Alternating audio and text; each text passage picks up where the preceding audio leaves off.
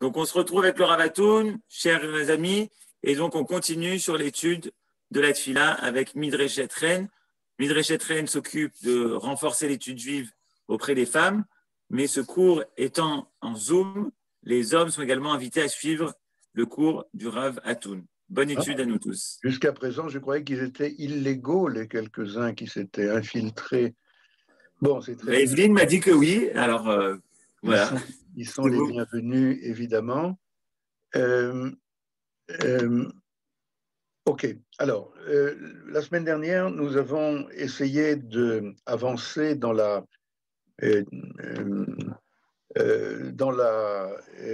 l'enseignement des conséquences du poème de Rabbi Yehuda Halevi que nous avons appris, très riche, et nous avons pour cela étudié un petit mot qui a l'air de rien dans la Torah et qui s'appelle Aye, Aleph, Yud et Hey.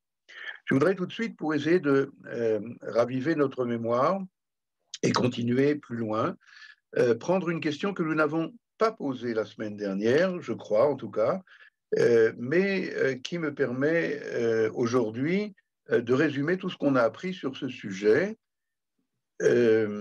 La question est la suivante. Hier, c'était Shabbat, et vous savez que dans la Kedusha de Moussaf, eh bien, nous disons la phrase suivante, Keter yetenu lecha.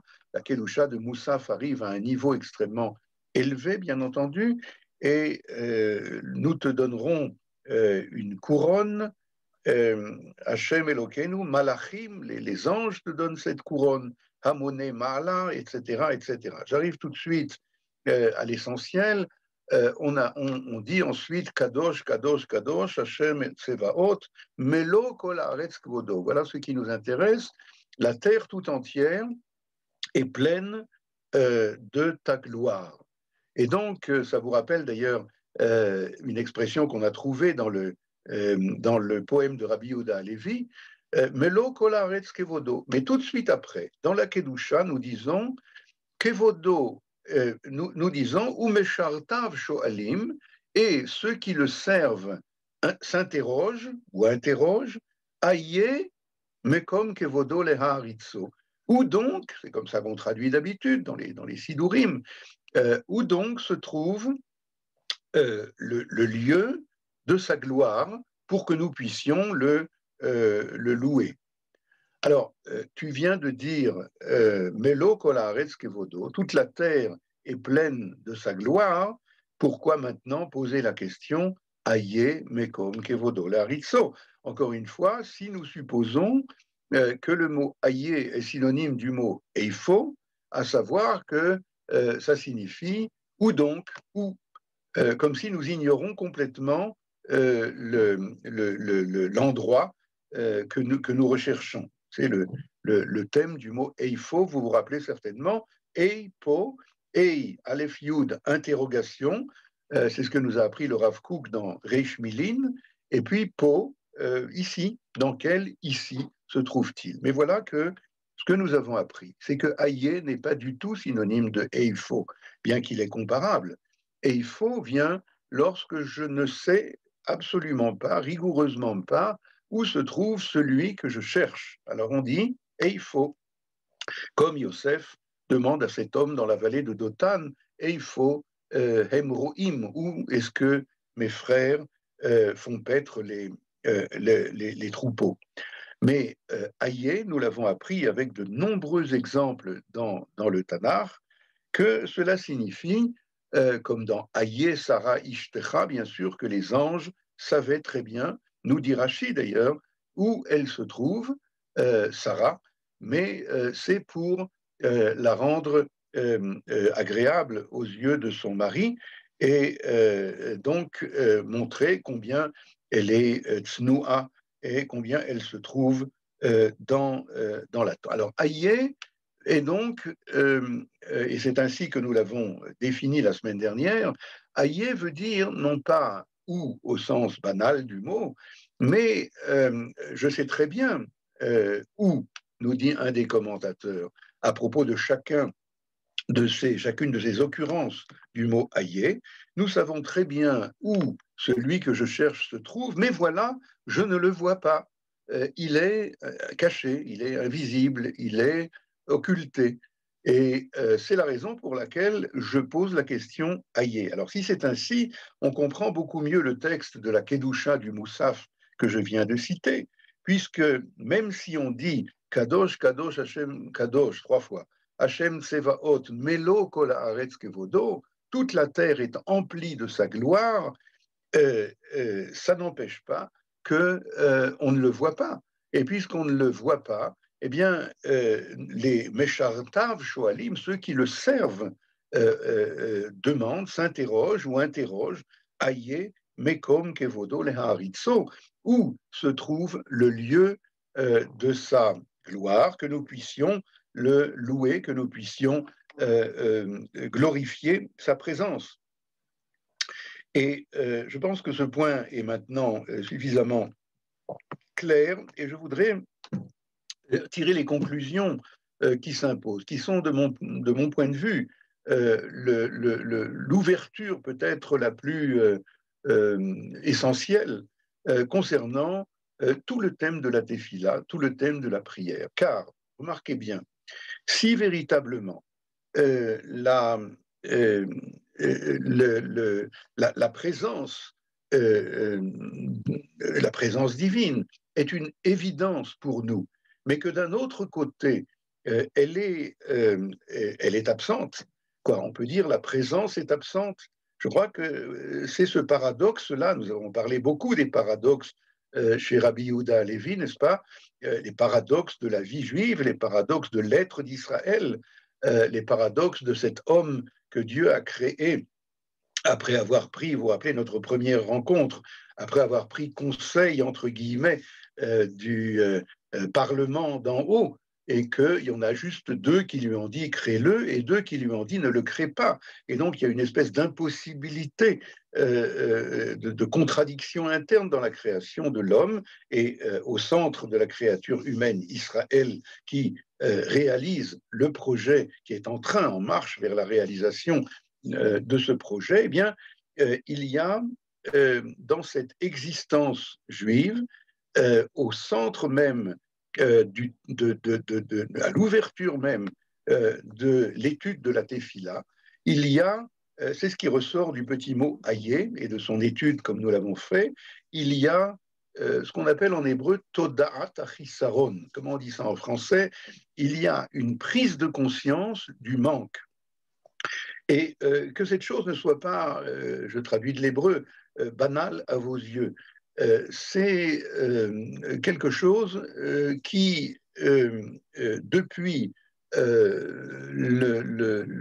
depuis en tout cas Caïn, le premier homme né d'un père et d'une mère, eh bien, il y a ce refus de voir, d'être sensible, d'être attentif au manque du monde. Je crois qu'on peut dire les choses comme cela, et je pense, en disant ça, à ce que nous enseignait Manitou, Zichro Livracha, qui dit que nous y avons fait une toute petite allusion la dernière fois, lorsque Dieu a créé le monde. Vous savez que le mot créer en hébreu se dit bara, bet, resh, aleph. Et la racine de bara, eh bien, c'est bar. Et bar en araméen veut dire chutz, extérieur. C'est-à-dire créer, dans le Lashon HaKodesh, créer, ça veut dire mettre à l'extérieur ce qui était à l'intérieur. Et là encore, ce sont des choses très très profondes, parce que lorsque, par exemple, on dira Shimon Bar Yochai, Bar Yochai, c'est le fils de Yochai. Il était, pour ainsi dire, à l'intérieur, et maintenant il est à l'extérieur, et comme vous savez, cela risque de poser des problèmes pédagogiques graves, aussi bien dans un sens que dans l'autre. Je ne sais plus si on a parlé de cela dans le passé, mais très rapidement, première possibilité, première erreur pédagogique, de penser que, puisque c'est moi, enfin, le père par rapport au fils, puisque mon fils c'est moi, il était à l'intérieur, n'est-ce pas? Alors, j'attends de lui qu'il réalise tout ce que moi j'aurais voulu réaliser, mais j'y arrive pas, ou j'y suis pas arrivé. Évidemment, c'est une erreur pédagogique grave. Et autre possibilité, à l'inverse, puisque c'est moi à l'extérieur de moi-même, donc il est extérieur, donc il a sa vie propre, et je me désintéresse, laisser faire, ce qu'on appelle en pédagogie, je le laisse, il a sa personnalité, et puis je me retire de toute responsabilité par rapport à lui. Bien entendu que ce sont deux attitudes extrêmes et graves, mais il y a tout le spectre de possibilités entre les deux, et elles proviennent de cette notion même que nous appelons bara, créer. Si vous projetez ce que nous venons de dire entre le Père et le Fils, vous le projetez sur le Créateur et la créature, sur Dieu lui-même, alors il y a une chose sur laquelle on peut mettre le doigt, à savoir que nous devons nous percevoir en tant que créatures, recevant de l'être, disait Manitou, et non pas notre propre créateur, comme sera par exemple Caïn et bien d'autres après, jusqu'au philosophe Merleau-Ponty que vous connaissez peut-être. Eh bien, il y a cette attitude fondamentale de l'être qui se perçoit comme un être créé. Et Manitou ajoutait, si je me perçois comme un être créé, alors ça fonde toute la moralité. Ça veut dire que j'ai des comptes à rendre. Ça veut dire que j'ai une dette envers celui qui m'a donné le cadeau le plus infini qui soit, à savoir la vie même. Eh bien, tout cela se projette sur notre sujet de la façon suivante. Euh, Manitou disait, il y a un type d'homme qui va poursuivre malgré l'éloignement, car bien entendu, création veut dire éloignement. Vous vous rappelez qu'on a vu cela à plusieurs reprises dans le poème de Rabbi Yehuda Levi, Karov, Rachok, proche, éloigné. Tous ces couples paradoxaux, comment dit-on? Vous voulez poser une question? Ça va jusque-là? Eh bien, sinon, vous pouvez écrire par chat également, mais vous pouvez aussi m'interrompre au milieu, comme vous le savez. Alors, je disais que lorsque ce couple-là de proches éloignés, comme d'autres couples que nous avons trouvés dans le poème de Rabbi Yehuda Halevi, comme dévoilé, caché, présent, absent, etc. Tout ça sont des termes qui sont presque synonymes, en tout cas très voisins. Eh bien, ces couples-là, et nous allons continuer à en parler parce que ce sont des notions difficiles de comprendre comment il est à la fois ceci et cela, bien entendu. En tout cas, ce que je veux maintenant établir, qui est, je pense, un peu nouveau par rapport à ce qu'on a déjà appris, c'est que ce que j'appelais donc la Toda Tachisaron, la conscience du manque, car si nous sommes éloignés, eh bien, par définition, et éloignés de la source de vie, nous voulons nous en rapprocher. C'est ce qu'on appelle Teshuvah de façon générale, mais c'est aussi ce qu'on appelle Tefila. Nous verrons qu'il y a une source, comment dire, une direction d'influence de la part du Créateur vers nous. Il y a deux directions d'influence en retour de nous vers le Créateur. Le Créateur nous parle, nous verrons que cela s'appelle Torah, et nous lui répondons, nous verrons que cela s'appelle Teshuvah et Tefila. De façon générale, Achat diber Elokim, shtaim zu shamanu. Comme dit le verset, Dieu a parlé un et nous avons entendu deux. De notre point de vue, nous réagissons, comment dire, nous témoignons, témoignons du fait que cet éloignement n'en est pas un, karov rachok. Vous vous rappelez, transcendant, immanent, etc. Eh bien, nous verrons que la tefila, comme la teshuva d'ailleurs, bien que dans un contexte un peu différent, mais il y a énormément de points communs entre la démarche de la tefila et la démarche de la teshuva. Comme son nom l'indique, ce sont des démarches en retour. Je dis cela tout de suite parce que nous verrons plus tard, et je ne fais qu'amorcer tous les sujets qu'on verra petit à petit, certains pensent dans ce qu'on appelle les philosophes religieux, qu'ils soient juifs ou pas juifs d'ailleurs, certains pensent que la prière est un acte, comment dire, un acte initié par l'homme qui monte sur la montagne et s'adresse aux infinis suprêmes, etc., etc. C'est proche, nous le verrons, de ce que l'on appelle idolâtrie. Au contraire, nous verrons que la tefila en Israël est comme je l'ai signalé à l'instant, est un acte en retour, est une réponse. C'est Dieu qui nous parle. Il y a un livre, je ne me rappelle plus de qui, Dieu en quête de l'homme. C'est pas l'homme qui est en quête de Dieu, c'est Dieu qui est en quête de l'homme.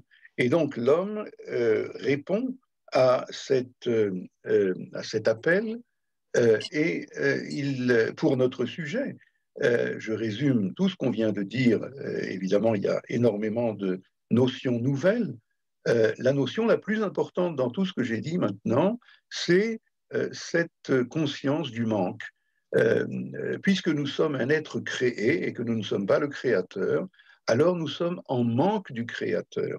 Et non seulement cela, mais Manitou nous disait qu'il y a un peuple qui a pris sur lui au cours de l'histoire, c'est le livre de Bereshit que nous étudions en ce moment, a pris sur lui d'être le témoin de cet exil de Dieu, d'être le témoin de ce manque de l'essentiel, et c'est le peuple d'Israël. Et la tefila, de ce point de vue-là, a une fonction unique, une fonction centrale dans cet appel en retour de la part de l'homme. Voilà, je crois que c'est ce que je voulais essayer d'ajouter à notre étude de la semaine dernière concernant le mot aïe. Nous reverrons cela à travers toutes sortes d'éléments que je vais essayer maintenant, même que nous n'ayons pas le texte sous les yeux, de vous faire partager. D'abord, je voudrais savoir si ce que j'ai dit là est clair. Peut-être j'ajoute encore d'abord un mot. Nous verrons que, effectivement, dès que nous allons commencer à étudier des textes plus précis concernant la tefila, par exemple, la tefila de Hana, la mère de Shmuel, la notion du manque va devenir la notion première, centrale, fondamentale, celle sans laquelle il n'y a pas de prière, en tout cas au sens hébraïque du mot. Et comprenez bien que c'est pas facile parce que si nous pensons que la tefila, c'est par exemple que, je ne sais pas moi, il me manque de voir mon nouveau arrière-petit-fils qui est né cette semaine et dont la bride sera, si Dieu veut, dans 2 jours. Bien sûr que ça me manque, et avec l'aide de Dieu, j'espère pouvoir combler ce manque d'ailleurs, même que ce sera une bride Corona, mais je pense que nous serons suffisamment peu pour que ça se fasse. J'ai pris un exemple qui m'est venu en tête, bien entendu, parce que c'est quelque chose d'actuel. Donc, si on pense que la tefila n'est simplement qu'une manière, comme parfois on trouve une explication, il me manque de, je ne sais pas moi, de pouvoir terminer le mois, alors je demande à Dieu de m'aider à combler ce manque dans le compte bancaire que je tiens. Évidemment, c'est tentant d'analyser les choses de cette façon-là. Seulement, nous verrons que c'est une erreur profonde, car ça veut dire d'abord et ça voudrait dire d'abord et avant tout que, comme a dit, comment s'appelle-t-elle, Rachel, vous vous rappelez la maman de ce garçon qui a été tué par les Palestiniens, par les Mechablim, Rachel, je ne me rappelle plus son nom de famille, eh bien, elle a dit, Dieu ne travaille pas chez nous, c'est nous qui travaillons chez lui. Et donc, lorsque je dis, écoute, il me manque de quoi terminer le mois, sois sympa, aide-moi là-dedans, c'est une manière de dire que c'est lui qui, pour ainsi dire, est un peu le casse-pommade, enfin la banque nécessaire. Donc, c'est pas de ça qu'il s'agit. Nous verrons que la tefila et c'est pour ça que j'ai insisté sur le fait que ça vient d'abord de lui, c'est un appel de Dieu à l'homme, alors l'homme répond, il peut insérer dans cette réponse différents manques quotidiens qui sont les siens, mais ça n'est pas l'essentiel, comme nous le verrons, de la tefila. L'essentiel de la tefila, on vient de donner ça comme titre en tout cas, c'est de témoigner du fait que nous sommes en exil de Dieu et que ça nous est insupportable et que nous lui demandons d'abord et avant tout de faire que cet éloignement devienne proximité. Est-ce que je me suis fait comprendre? Y a-t-il des questions?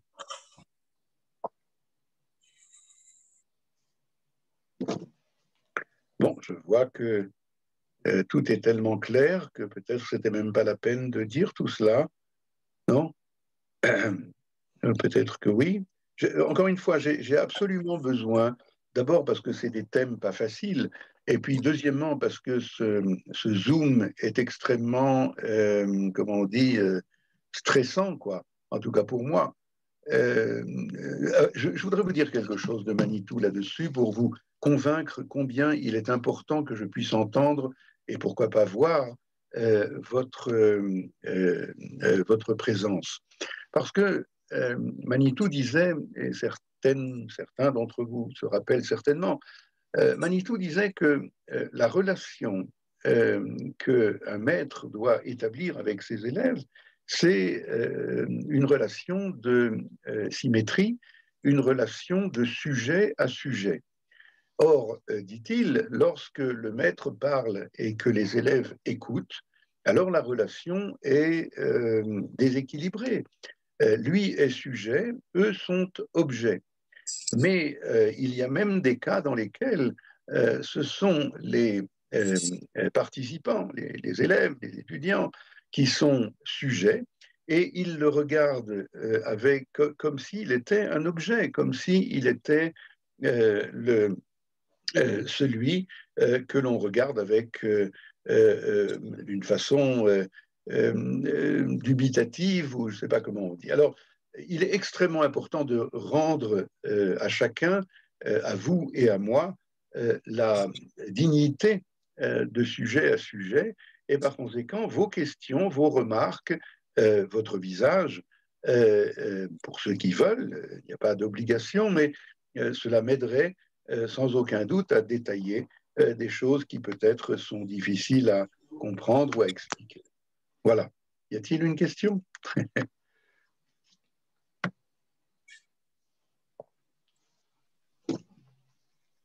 Bon, alors, je voudrais continuer, et encore une fois, gêné par le fait que vous n'ayez pas le texte sous les yeux, mais je vais le lire et le traduire. Et Rav, Oui, est-ce que vous arrivez à lire les questions en chat? Parce qu'il y a quelqu'un qui a posé une question par écrit. probablement. Alors, en bas, sinon, je vous la lis. C'est Oui. Daniel. Cela signifie-t-il que si je n'ai pas le temps, je me sens incomplète? Encore une fois? Cela signifie-t-il que si je n'ai pas le temps, je me sens incomplète? Daniel, si vous voulez préciser la question à l'oral ou la réécrire par l'écrit, vous pouvez ouvrir votre micro. Oui. Le temps de prier, voilà, c'est ça. Si je n'ai pas le temps de prier, alors je vais sans aucun doute, c'est une jolie question, vous avez raison. Si je n'ai pas le temps de prier, alors je risque, comment dit-on, de rester sur ma faim. Et ce n'est pas pour rien que je dis les choses dans ces termes-là, car figurez-vous que Maïmonide fait une allusion à cela dans les lois sur la prière, mais le Kuzari le dit explicitement. Il dit pourquoi est-ce que nous prions 3 prières par jour? Il n'y a nulle part écrit qu'il faut 3 prières par jour. Alors, le Maïmonide, en allusion, et le Rabbi Yehuda Lévi, dans le Kuzari, dit eh ben, c'est très clair, de la même façon qu'on mange 3 fois par jour, on doit prier 3 fois par jour. Et tout se passe comme si, pour relier avec notre sujet maintenant et avec votre question, Daniel, tout se passe comme si, lorsque je ne prie pas, eh bien, je crève la faim. Enfin, comment on dit ça? La faim, évidemment, pas sur le plan physique, mais sur le plan nafshi, sur le plan intérieur, je suis assoiffé. En tout cas, c'est vers cela qu'on doit se diriger, c'est à cela qu'on doit s'éduquer, de telle façon que ça me soit aussi insupportable sur le plan euh, de la personnalité profonde de ne pas avoir prié, que ça m'est insupportable sur le plan physiologique de n'avoir pas mangé, d'avoir sauté un des repas de la journée, peut-être même plus encore d'ailleurs. Vous comprenez? Donc, merci de votre question. Je crois effectivement que ça me permet de préciser ce point. Et ce manque de, je peux poser une autre question, Oui. ce manque qu'on ressent parce qu'on est loin du Créateur, etc., ça peut être n'importe quand dans la journée, c'est-à-dire que pourquoi c'est lié à des mots, à des moments, etc. Voilà. Alors, quand on ressent ça, est-ce que c'est une prière aussi? Absolument, absolument. Le texte de la Guémara, ça c'est un des sujets que nous aborderons dans le détail, mais je vous donne déjà une réponse globale. Premièrement, vous avez entièrement raison et vous posez la question classique de savoir, mais alors si c'est comme cela, pourquoi y a-t-il des temps particuliers pour prier, shacharit, mincha, arvit? Quand ça vient, ça vient. Et vous n'avez pas tort, puisque la Guémara dit elle-même Halevai yiyeh Adam mitpalel kol hayom kulo. Si seulement l'homme pouvait prier toute la journée. Car, encore une fois, prier toute la journée, ça signifie quoi? Nous verrons ce que veut dire le mot tefila d'ailleurs. Mais prier toute la journée, ça signifie que ce manque dont je parlais à l'instant, mais véritablement insupportable, je le ressens en permanence. Évidemment que c'est un degré extraordinaire, être en permanence le témoin que nous sommes en exil de Dieu, je reprends l'expression de Manitou, c'est évidemment réservé peut-être aux plus grands des plus grands, mais c'est en tout cas la direction vers laquelle nous devons nous trouver. Alors, restons sur une bonne question, puisque c'est ainsi que à l'éveil, si seulement l'homme pouvait prier toute la journée, parenthèse, il a quand même aussi d'autres choses à faire, donc il ne peut pas, mais puisque c'est cela notre base de départ, alors comment se fait-il que les sages, Anshek Knesset Agdola, les membres de la Grande Assemblée, ont déterminé qu'il y a 3 temps privilégiés, Shacharit, Mincha, Arvit, dans la journée, a priori, comme vous l'avez suggéré, vous avez raison de ce point de vue-là, tout temps de témoignage, d'expression du manque qui est ressenti, eh bien, devrait être béni. Et encore une fois, la réponse que nous donnerons, pas maintenant, à cette question, pourquoi des temps particuliers, eh bien, la réponse ne va pas annuler le principe fondamental qui est à l'éveil, si seulement l'homme pouvait prier toute la journée. Voilà, on en tient là. J'ai une question, excusez-moi, j'ai une question, Ravatoun. Oui. Je voulais vous demander, vous dites que c'est Hachem qui a besoin de notre tefila, mais Hachem n'a pas de manque. Je n'arrive pas à comprendre pourquoi. Attendez. J'ai dit Hachem a besoin de notre tefila? Non, que Dieu, que Dieu qui a besoin de notre tefila, ou j'ai mal compris peut-être. J'ai dit ça, que Dieu a besoin de notre tefila? C'est ce que j'ai compris. Alors, heureusement que vous avez posé la question, parce que loin de moi de dire une chose pareille, je ne sais même pas exactement à quoi vous faites allusion dans ce que j'ai dit, qui puisse se traduire ou se comprendre de cette façon, mais bien entendu, que Dieu n'a pas besoin de quoi que ce soit. Non, il n'a pas de manque, en fait. Pardon? Il n'a pas de manque, il n'a pas de manque. Et Dieu, c'est tout le contraire du manque. Le manque se trouve justement dans la créature, puisque le créateur, Melo kol haaretz kevodo, c'est lui qui remplit tout. Et s'il remplit tout, alors il est tout le contraire du manque. Et nous, qui pensons peut-être parfois, je vais utiliser votre question peut-être pour ajouter encore quelque chose. Nous, j'ai parlé tout à l'heure de la personnalité de Caïn. Caïn, ça vient du mot kinyan, qui veut dire acquérir. Lui qui pense que tout lui est acquis, lui qui pense que sa personnalité profonde lui est acquise et qu'il n'a pas besoin de l'acquérir. Il est tout le contraire de ce que je disais tout à l'heure, de cette perception du fait que je suis un être créé et que donc je dois justifier mon existence. Lui, Caïn, il est tout le contraire. Pour lui, il remplit le monde, lui, Caïn.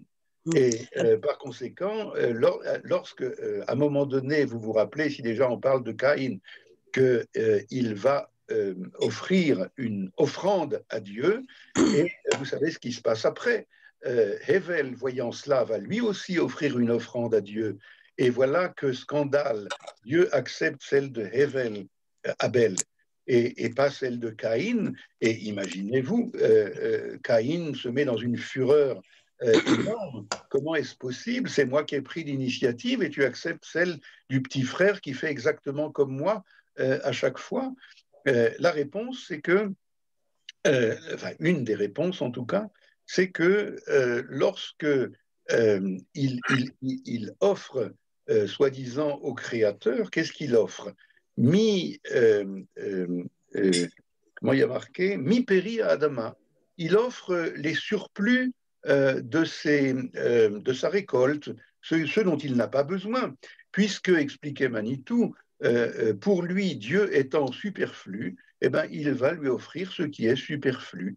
Et puisque lui-même, Caïn, se perçoit comme remplissant tout, comme l'antithèse du manque dont je parle maintenant. Alors que Abel, Hevel, vous savez ce que ça veut dire, Hevel? Hevel, ça veut dire quelque chose qui n'est rien, un souffle. Et donc, il perçoit, lui, au contraire, Abel, Hevel, que l'essentiel, c'est l'autre, et particulièrement l'autre absolu, le Créateur. Alors que lui-même, il se perçoit comme n'étant rien, là où Caïn se perçoit comme étant tout. Alors, vous voyez combien les choses sont tranchées et nous permettent justement de comprendre combien cette offrande que Caïn, et maintenant pourquoi Caïn a offert une offrande, c'est une autre affaire, il voulait une légitimité religieuse à son immoralité profonde, et par conséquent, il voulait avoir un certificat de bonne conduite de la part du Créateur. Alors il lui offre une offrande pour l'acheter, comme la Avodazara, l'idolâtrie, sait bien le faire. Est-ce que je me suis fait comprendre? Vous avez dit en fait en quête de l'homme. Vous avez dit c'est Hachem qui nous parle, il est en quête de l'homme. C'est pour ça que je vous ai posé cette question. En quête de l'homme. Voilà, c'est ça que j'ai inscrit. D'accord. C'est pour ça que je vous ai posé la question. Encore une fois, le titre de ce livre, je ne me rappelle plus qui l'a écrit, mais... Abraham Eshel. Comment? Abraham Eshel. C'est ça? Abraham Eshel. Oui. Voilà. Alors, Abraham Eshel, comme vous savez, a écrit des merveilleuses pages, en particulier dans les bâtisseurs du temps, mais il y a aussi, puisqu'il était un rabbin réformiste, il y a aussi des choses qui sont problématiques. Alors, j'ai parlé de Dieu en quête de l'homme simplement pour faire la contradiction avec ce que les gens imaginent que c'est l'homme qui est en quête de Dieu. Ça s'appelle la philosophie religieuse et c'est à écarter car c'est proche, je l'ai signalé, de l'idolâtrie. Maintenant, Dieu en quête de l'homme, c'est une expression qui est bien meilleure. Elle est problématique, vous avez raison, par le fait que ça voudrait peut-être dire que Dieu est manquant de quoi que ce soit. Alors nous y reviendrons.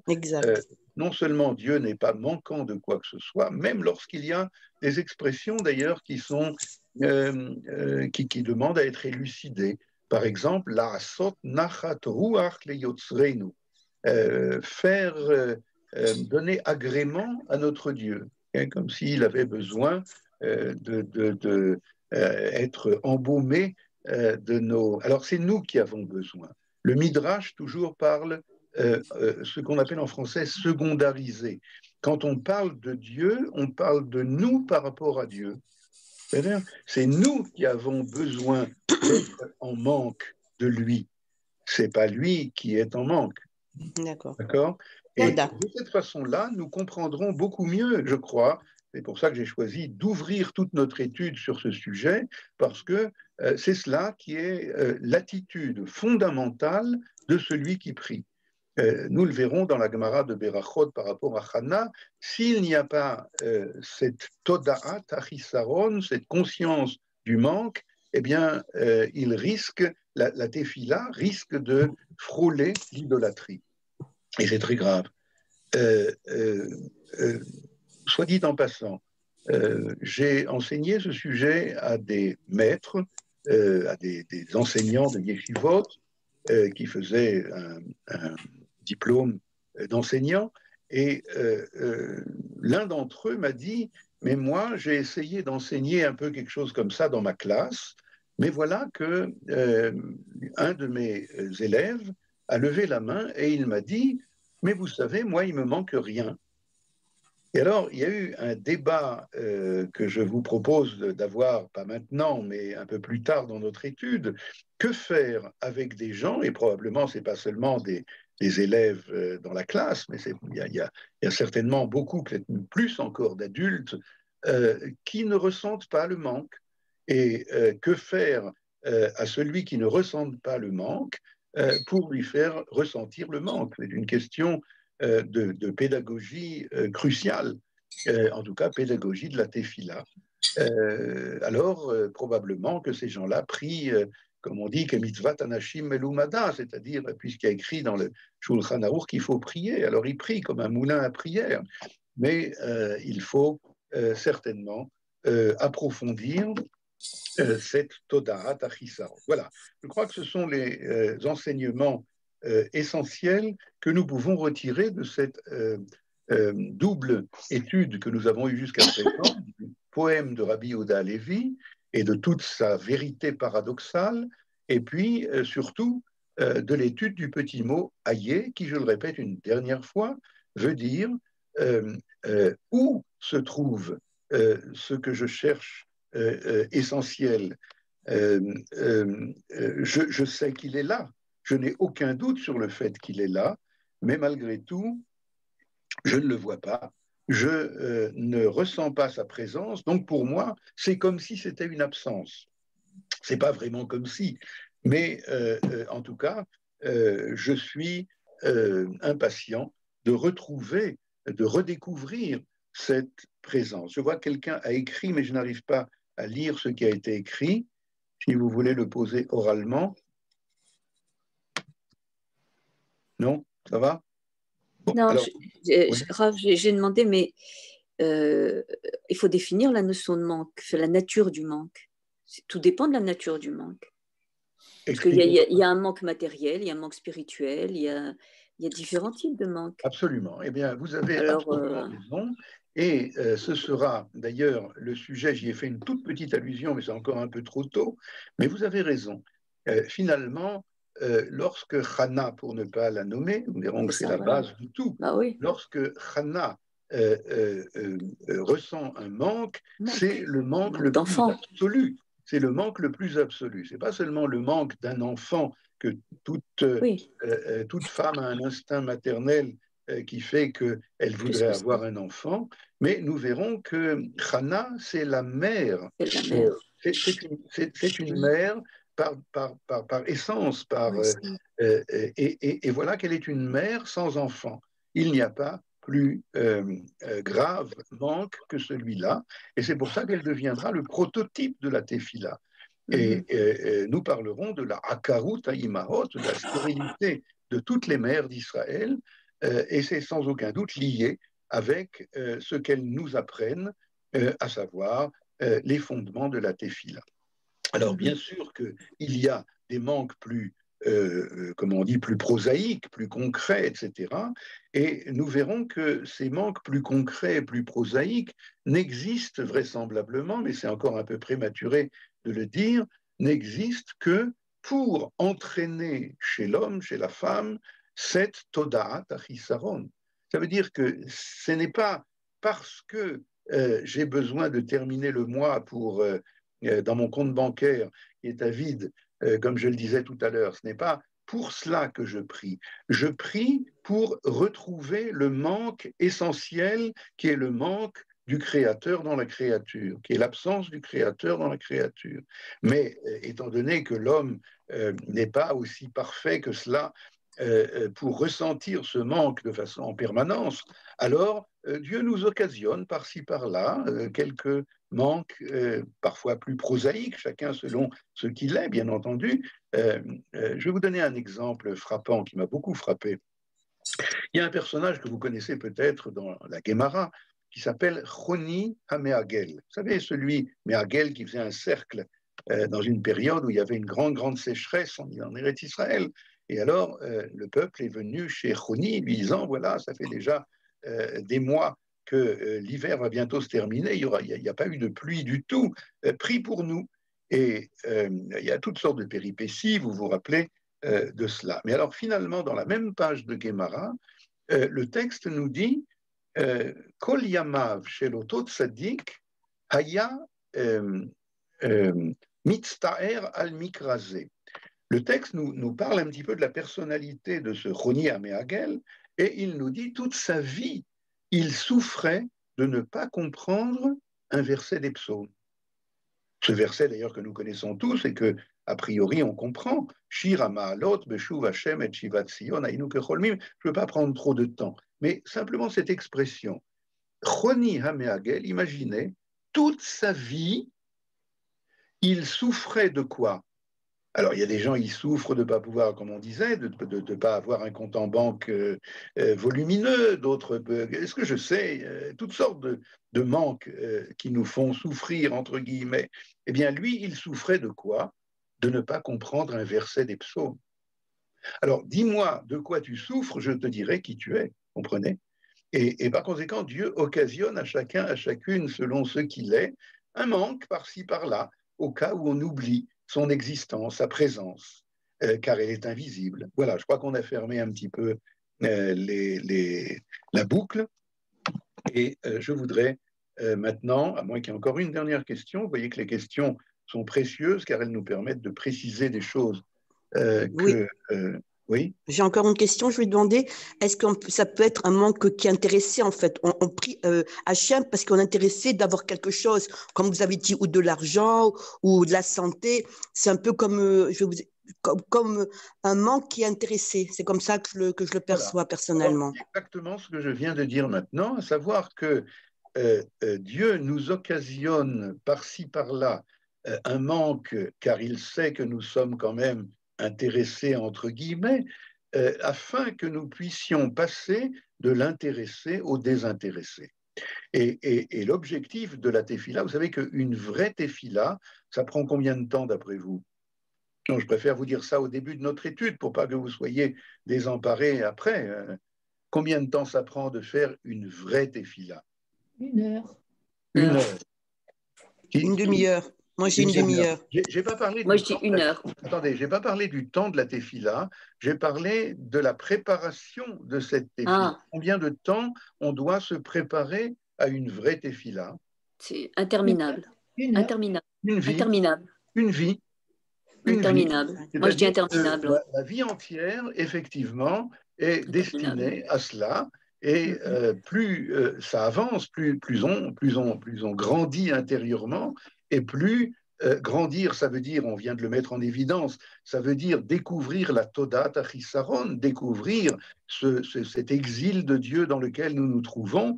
Eh bien, plus on grandit, entre guillemets, de ce point de vue-là, et plus la tefila devient authentique.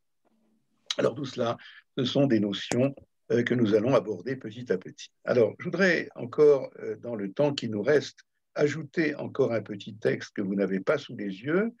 Et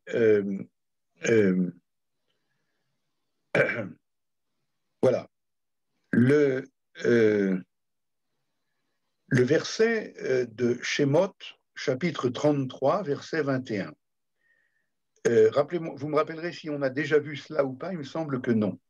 Lorsque Moïse monte au Sinaï pour recevoir la Torah, alors Dieu lui dit, écoute, Vayomer Hashem, hine makom iti venitzavta alatsur. Littéralement, voici un lieu avec moi et tu te tiendras sur le rocher. Nous avons étudié ce texte ou pas? Il me semble que non. Alors, les commentateurs, Rashi d'abord, crie au scandale. Le scandale, c'est que comment Dieu peut dire, Dieu qui est infiniment, qui est infini, qui est illimité, peut dire à Moshe, qui est très grand mais qui est limité, qui est une créature humaine, eh bien, peut lui dire, voici un endroit avec moi. Comment le limité peut cohabiter avec l'illimité? Est-ce que la question est claire? Je répète une dernière fois. Hine makom iti venitzavta latsur. Chapitre 33 de Shemot, verset 21. Voici un endroit avec moi, dit Dieu à Moshe. Venitzavta latsur, tu te tiendras sur le rocher. Alors Rashi nous dit, donc il y a un scandale ici théologique. Comment est-ce possible que un être limité, même très grand, mais limité, peut cohabiter avec le Créateur qui est illimité? Et Loke midat basar vadam midat akadosh baruch hu, vous connaissez cette expression qu'on trouve dans de très nombreux midrashim, la manière d'être de l'homme n'est pas comme la manière d'être de Dieu. Ce sont deux univers qui sont radicalement différents. Alors, Rashi dit ceci, et je crois qu'il y a un principe très important dans ce Rashi. Midrasho, donc d'abord il donne un pshat, je saute, et puis dans le Midrash, Al makom she'ashrina sham medaber. Il parle de l'endroit où se trouve la présence divine.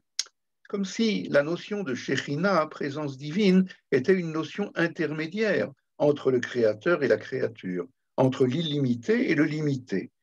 Al makom she'ashrina sham medaber, il parle de l'endroit où réside la Shekhinah, Ve'omer, Hamakom iti, et il dit, l'endroit est avec moi.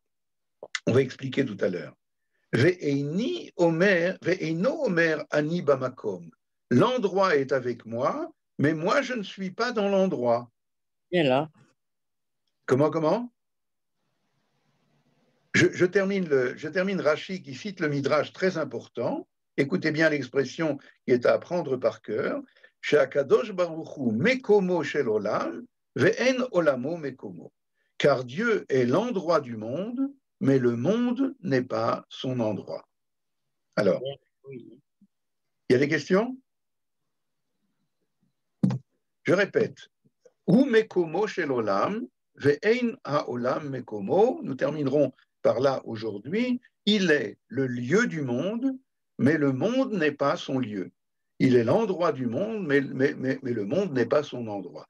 Il y a une espèce de paradoxe, encore une fois, nous avons déjà appris, nous commençons à nous habituer au fait que les vérités authentiques, les vérités profondes sont paradoxales, mais qu'est-ce que cela veut nous dire? Alors d'abord, ça veut nous dire ce que nous avons déjà à plusieurs reprises défini, à savoir que il est à la fois transcendant et immanent, il est à la fois éloigné et proche, comme nous disait Rabbi Yehuda Halevi, il est celui qui est tout à fait totalement présence, bien qu'il ait totalement absence, et vous comprenez que s'il était totalement présence, alors ça serait une forme d'idolâtrie qu'on appelle panthéisme.